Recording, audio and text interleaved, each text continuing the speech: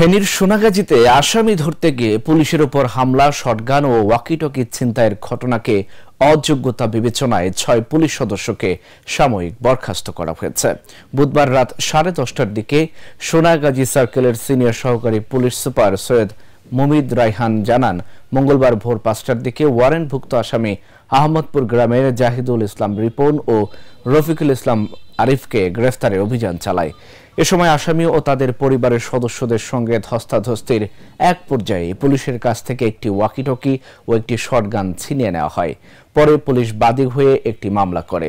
ফেনীর police super Mohammad Habibur Rahman বলেন, ওই পুলিশ সদস্যরা আসামি ধরতে গিয়ে ব্যর্থ হয়েছেন, উল্টো শটগান ও ওয়াকিটকি ফেলে চলে আসেন। এটি ব্যর্থতা, তাদের এই দায় নিতে হবে।